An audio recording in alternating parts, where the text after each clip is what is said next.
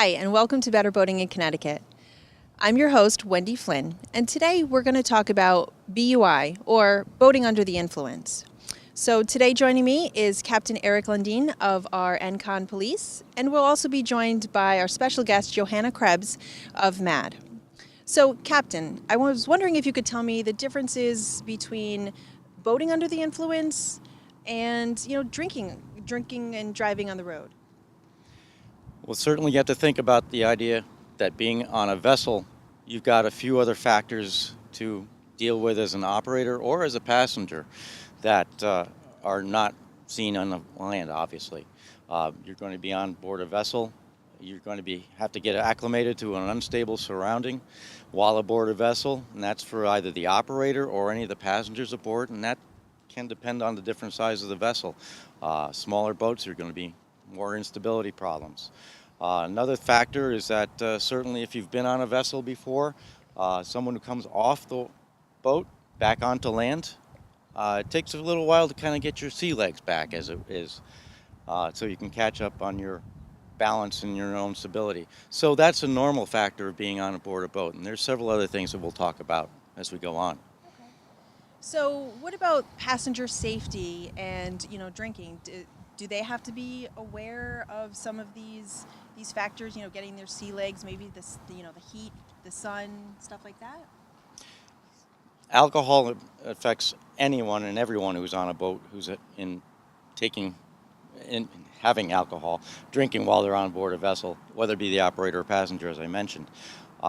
Some of the things that we're going to have to look at is that just being on the boat, between the sea legs problems, the balance issues, alcohol is going to impair different people's judgment, their perception, their vision, sometimes, yes, their balance, and whether it be the passenger or the operator. So that we also need to, besides that, they're already getting affected by, you're usually going out on a nice day, it's usually a sunny day, windy, a little bit like today. Perhaps you're on a motorboat where you're getting vibrations from the motor and from the boat going through the water. So all those are factors that are going to affect people's perception, their balance, their judgment in the first place. Add alcohol on top of that, then you've complicated the problem even more so for an operator or a passenger on board a boat. Okay. So, can you tell us a little bit about blood alcohol content levels? What does that mean? What exactly does it mean to an operator? Whether it be driving under the influence charges or boating under the influence charges, we rely on chemical tests that tell us eventually what the alcohol level is in the operator's system. So we're talking about a BAC, or a blood alcohol content, which is the amount of alcohol in a percentage per weight in the blood of that operator at the time of the operation. Is it the same for driving on a car versus a boat? Is it 0.08? In Connecticut, it is the same level. For driving under the influence, 0.08 BAC or above, as well as operating a vessel or boating under the influence, a 0.08 BAC or above is considered to be under the influence by Connecticut's courts. Okay. I was reading somewhere that for kids, for people under 21, there's a BAC of 0.02. Why wouldn't it be 0? In 0.02 for Connecticut, you've got to be able to detect that there's alcohol first in the person's system anyway. So we do have a lower level for it. Okay, so then they could, if someone underage was in fact drinking, they could be charged with, a BUI Correct. Or something like in that? In Connecticut, under 21, there should be no alcohol being consumed by someone under 21 in the first place. But if they're on board a vessel and their alcohol is detected, they could be charged if it's 0.02 or above for a blood alcohol content. Okay, great. Can you tell us about some of the trends in BUI over the year? What have they been doing? Well, in my experience and what I've seen in doing some of this teaching around the country, and from other agencies serving other states around the country as well, we've noticed that for the most part, boating is recreation. And if you're going out on a vessel, for the most part, I can have my alcohol, I can have a beer. It's not unusual many years ago for that to happen, and it still is in most cases. But the awareness has gotten there that alcohol is certainly a factor for someone operating on a vessel, and as I said, also for the passengers as well, and it endangers their safety. All right, great, thank you. How does, when you're out on the water patrolling, how do you identify someone as possibly, having a BUI? Well, one of the first things we're going to see is that they're probably operating the vessel a little bit differently than normal. Of course, if you've taken a safe boating class, you know that there's a bunch of navigation rules that you need to know. You need to know how you have the proper safety equipment on board and so forth. But for the most part, it's operation, not unlike on land, driving under the influence. We're going to notice if somebody happens to miss perhaps a no wake sign and go through a no wake area where they should have slowed down. Perhaps they're coming inside or too close to a swim area. Perhaps they're swerving back and forth a little bit. The boat sometimes may stop or start very quickly or abruptly, and that will catch our eye, and then we might just check them out and talk to the operator, see what's going on. Great, so if you were to stop someone, what could they expect? A normal stop for someone operating a vessel will happen for whatever the case happens to be. The operator will be asked to provide their safe boating certificate if they're required to have it. If they're operating the vessel, we'll notice how many people are on board and that there's safety equipment, life jackets for everybody that needs to be on board. If it's other safety equipment, whether it needs to have a fire extinguisher, flares, etc. And we're also going to check for the vessel registration. And while we're doing that, we're going to be probably talking with the operator and understanding if there perhaps any other clues of them maybe being under the influence of alcohol. Say if there are open coolers of beer or other drinks on board, empties in the boat, perhaps there's some other detection of alcoholic beverage on their breath or something of that nature. Once we start doing that, we may take it to the next step, or if we think they might be under the influence, the operator, we will pull them out of their vessel, put a life jacket on them, bring them aboard our vessel, and we'll do some under the influence tests, field sobriety tests that are done directly on the board of the boat. So if I'm out on the river and I see someone kind of driving erratically, what could I do? Should I approach them? Can I call someone? Be a very good reporter. We ask you to be a very good witness as best as possible without getting yourself involved. Make sure the scene is safe, that nothing's happening to the people on board, but you can just say, give us a call at our dispatch, Environmental Conservation Police Dispatch. It's 860-424-3333. That's 860-424-3333. Or if you see something that looks extremely out of the normal or appears to be an emergency, call 911. Okay, great. Thank you. So if let's say someone was arrested for a BUI, or you did all their tests and everything like that, what would happen to their boating certificate? How is it affected? If someone is arrested for boating under the influence, first of all, we will arrest them on site and then take them and be processed. And depending if we can find another sober boater, another operator, the vessel may or may not be impounded. We may take it, and it might be impounded at a local dock or one of our facilities. And certainly the voyage is going to be terminated. Can you tell us or give us a little bit of a description about Operation Drywater? I've heard about that a couple times. Thank you for asking. Operation Drywater is a nationwide enforcement initiative that's been going on since 2009. It's a nationwide enforcement initiative and awareness campaign of boating under the influence around the whole country. And since 2009, its inception up through 2015, it's proven to show that fatalities have actually dropped 24% due to boating under the influence. Heightened patrols are usually the norm on the enforcement weekend, which is usually somewhere in the late June or early July, or surrounding the July 4th weekend. All right, great.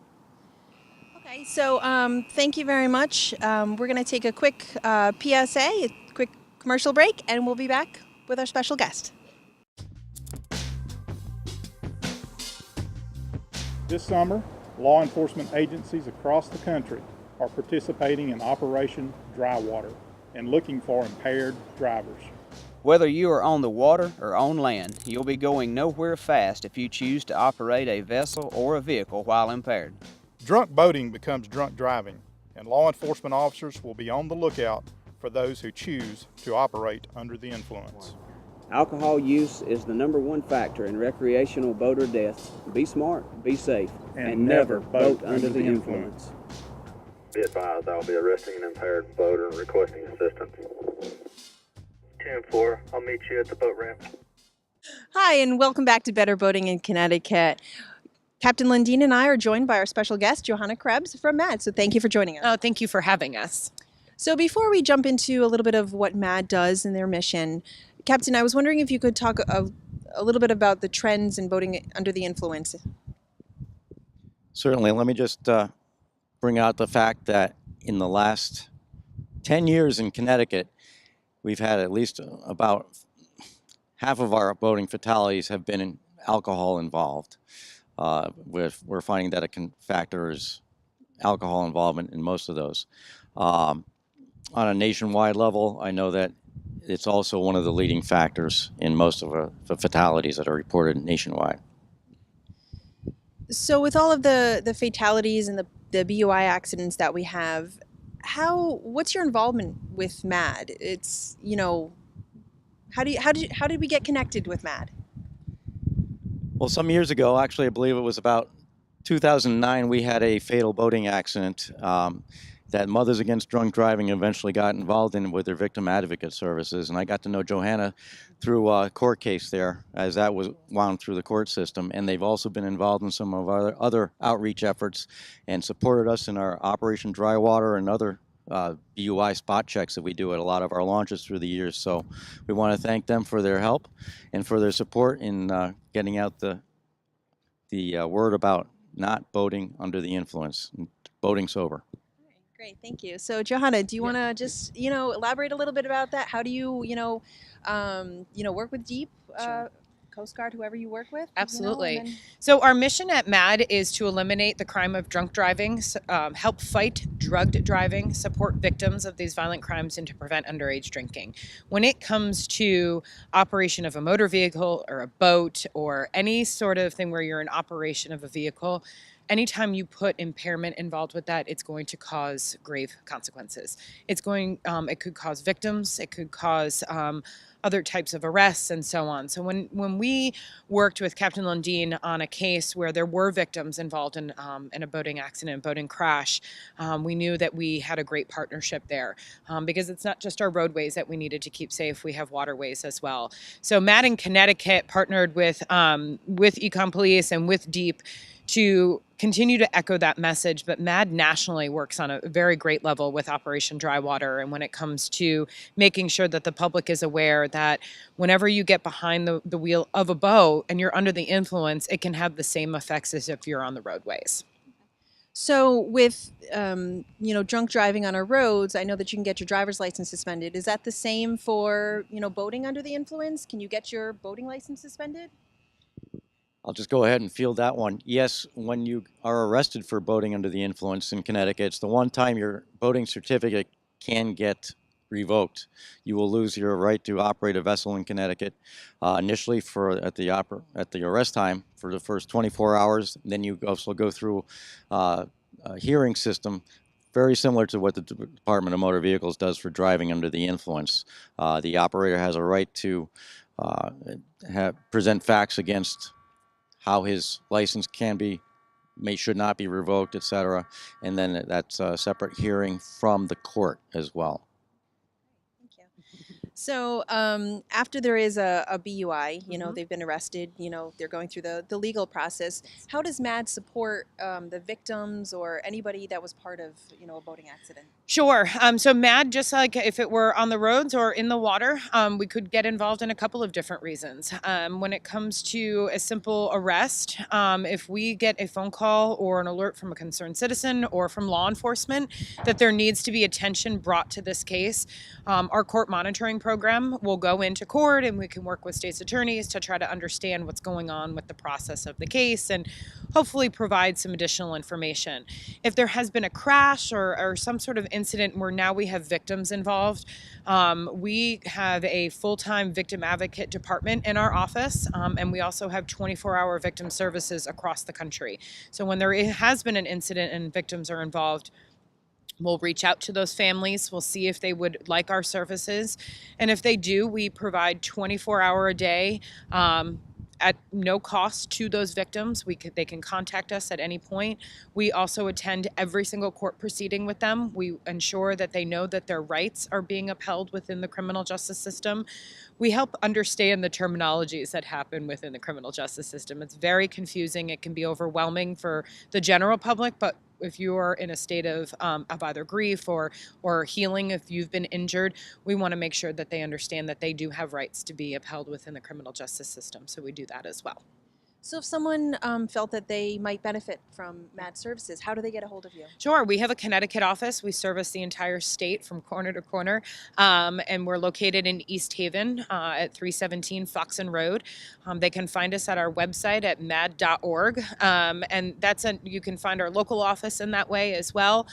We have a Facebook page, MAD-CT on Facebook. You can service us there as well. So if we're not in the office, there is a 24-hour hotline that you can reach out to, and you'll always have someone to talk to, no matter if it's just wanting to get involved by volunteering because you're interested in keeping our roadways and our waterways safe, or if you've been affected by some sort of crash, we can be there as well all the time.